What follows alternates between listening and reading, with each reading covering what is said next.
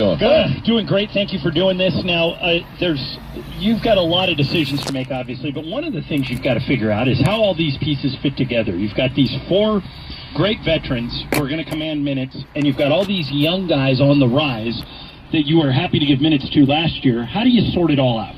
We play for each other. That's why, to me, culture is so important. And any championship team, which we want to be a championship team, we want to contend, that I've been on, all plays for the main thing being the team and for what's best for the team and how do we win. And I think we have, from what I'm getting to know of these guys, I think we have great people on this roster. I already know the young players, and I love them. I love the way they work. I love the way they compete.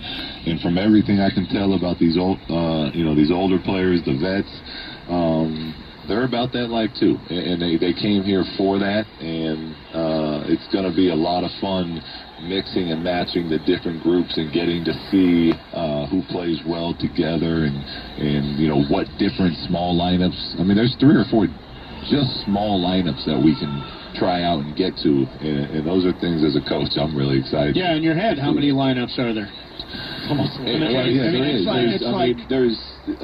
There's what Beasley looks like at a 5 spot.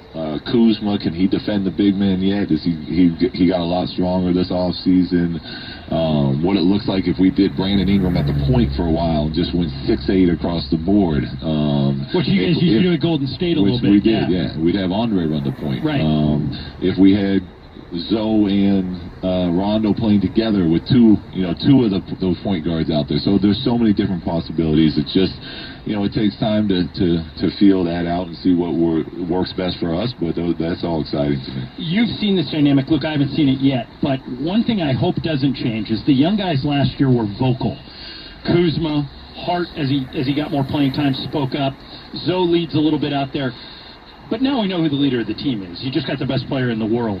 How do you encourage those young guys still to be vocal, and at the same time, LeBron's going to lead the way? How do you define leadership in this group? Well, you're right. I mean, LeBron's the leader of this team now, but it's everybody's team, and that's why since we've gotten here as a staff, we're constantly trying to encourage and push that on these young players. Is that ownership in what we're doing? And we're going to continue to encourage that. We're going to continue to push it, and it'll be a little more challenging. Obviously, we have LeBron and such a strong voice, and he's so vocal, and you even have Rondo who's the same way. Come to the pickup games, and when they're here, there's always someone talking. Right. So that's incredible for their development to learn to see that. It's incredible for what we're trying to do as a team. But then it's on these young guys, too, who want to be great, to also speak up when they see something not happening. Or if they see someone doing what they shouldn't be doing. We need that to happen. We need them to hold teammates accountable as well. So I think it's a great opportunity for them to learn, but to also challenge themselves to continue to grow. You've got, obviously, Lonzo at the point. Now you've got Rajon Rondo, who's among the most accomplished point guards in the league. How do you balance playing time? Is that competition? How do you view that? Everything's competition, but it's done, with the idea of, iron sharpens iron. And we do it knowing that when we play against other teams, we're supporting. And if it's my shot or your shot, we got each other's back. So as far as the playing time and all that, there's no way of knowing now. Right. Zoe can't even, he's not doing competitive drills yet. So, we'll get to that, and it goes back to the lineups. What do they look like playing together? That'll influence playing times. Is KCP hot and hitting 6 threes, then we probably won't play 2 point guards together because he's having one of those games. So a lot of it's going to be game to game with this group, with how many different players we have, and it's important that as that group competes against other teams, that the only thing that matters is we're trying to win and get better. You mentioned Lonzo. He said he was cleared to play. Is he cleared to play 5-on-5? We're gonna be patient with him. Okay. So he's medically cleared, yes, but he hasn't done it this summer. So we're not going to train camp starts tomorrow. We're not going to throw him out there. The fire, his health is a huge thing, that we want to be mindful of and make sure that, our point guard of the future, the guy who's going to be leading this organization for the next decade is healthy and able to continue to play and help us win. All right, this is a weird question. We're talking to Luke Walton. Rondo and Zoe are both great players, and you want them on the floor whenever you can put them out there, but they both struggle from the free throw line. How much does that go into your head, whether you can leave those guys out there at the end of the game? You lived it as a player. Shaq was a terrible free throw shooter, and Phil had to decide, and every once in a while he would take them out. Yeah. But how big of a deal is that in the modern NBA, that if you have guys on the floor that are 50% free throw shooters, the other team's just going to foul them? Shaq always said he hit them when they count, right? Yeah, he can normally make one of two was his thing. So listen, if they hit them when they count, they'll stay in. But no, it's something, obviously, we have a whole analytical department that will tell us, this and that about it. But, I expect them to step up and make free throws. And that would solve the whole problem if they turn themselves into good free throws. Yeah, I know who they are as people. I expect them to come out and make free throws when we need them to make free throws. The last few years, LeBron James has not been in Los Angeles, but even here, 2,500 miles away, we dissect every little quote that we get and sort of read into it. It's going to be a huge microscope. This is in a lot of ways going to become the center of the NBA universe. How do you feel about that? Are you ready for that?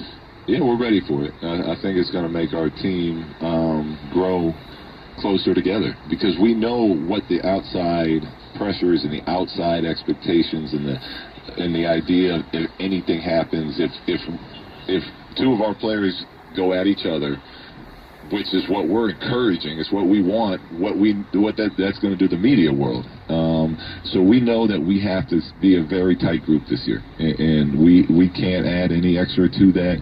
We got to come in focused on our day-to-day routine, our day-to-day habits, and because we'll have to fight those outside influences and pressures, at the end of the day, I think that makes us a tighter team and a better team. Luke, you're uniquely qualified to coach LeBron in the fact that your dad, you grew up in a house where your dad's a Hall of Famer. You played that first team that you were on. Your rookie year that I traveled with was a rock band with Peyton and Malone and that whole gang.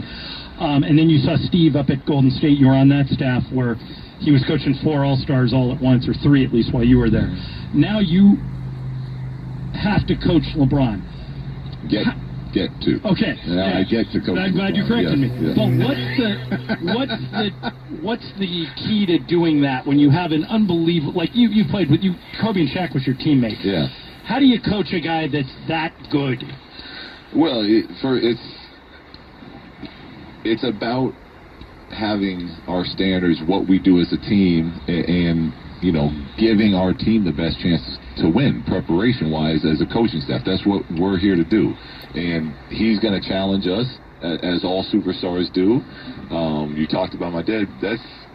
My dad told us to challenge authority since the time we were 5 years old. So to me, I want LeBron to challenge me. I want Rondo to challenge me. I tell our young players, I want them to challenge me. And I'm going to challenge them right back, because that's our job. And if everybody's challenging everybody, but we're doing it from a positive place, that's how you grow as a team. That's how you grow as people. That's how you grow as players. So, I'm looking forward to that. In your mind, and this is an impossible question, I'm just going to tell you that up front. In your mind, what is a successful season? Working hard every day. So it's process. It's the process, 100%. That's the beauty of this thing. It's watching, from the coaching standpoint, watching players get better, watching a team grow, watching a team figure things out that were causing them problems earlier in the season. That's beautiful. I love that stuff. So how much success we have at the end of the day will all come from how hard we work anyway. So to me, a successful season is so it's that day-to-day, we are what we do repeatedly. And do we enjoy doing it? Right. Because that's where it's fun. You come in and you enjoy that day-to-day grind. And if we can enjoy that day-to-day grind, we're going to win a lot of games. And at the end of the year, no matter what, it'll be a successful season in my eyes. The schedule maker kind of popped us right out of the gate with 2 heavyweights. We got to go to Portland where they hate us. And then we get Houston here. As you go through camp, knowing you're going to start with those 2 really big games, what's the goal of camp? Like, do you have a checklist in your head about what you want to get out of this particular training camp? Number one is defense, right? So we're starting over again, somewhat, with how many new players we have, the different, the different things we'll do, leadership on the team. That all has to be built again. All right. Still going to concentrate on switches like you did last year? A ton of switching. Okay. We'll focus. But day one, and I've told our players already, day one of training camp is all defense. And like competitive defense, not 5-on-0 shell drill. We're going after each other. You get points by getting stops, and that's it. Because it's sending the message again that this is who we are as a team. So within training camp, to answer your question, yes, defense checklist. Number one thing. We talk about it, we start film sessions with it, that's it. From there, I think the group bonding and getting together and knowing each other and not including all the outside stuff that's going to be part of traveling with this team this year, just the group. Bonding is checklist number 2. And then, 3, offensively pushing the ball, the style we want to play. We're not worried about putting in a bunch of sets right now. Still want to play fast, even though you have LeBron. Still want to play fast. Okay. We want to play fast because we have a lot of guys that are really good at it, including LeBron, when he's going fast. When he was here, he said that's the one thing he's looking forward to the most. He's unstoppable for us. Yeah. He catches that ball at half court and he's coming down. Look, I said earlier, maybe Westbrook, but I think if they had a race with a guy with the ball, LeBron is a medalist. He's either silver, gold, or bronze. And the difference with LeBron is when he's moving like that, you bounce off of him. Right. So there's not much you can do. But whether it's not, we're not telling him, it's not Magic Johnson in the sense where we give you the ball, we need you to push it every time. Right. We're playing fast where Rondo has it, he's pushing. If B.I. has it, he's pushing. Zoe's pushing. Lance is pushing. And we're trying to attack that way. And if that's not open, then now we're in the half court. We're fine with playing half court basketball. We have LeBron and we have Rondo kind of directing out there. Our younger guys have already started to get better. We have scores.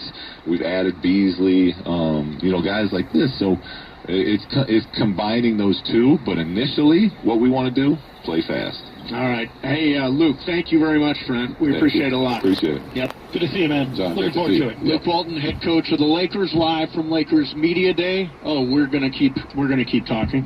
Oh, no more commercials.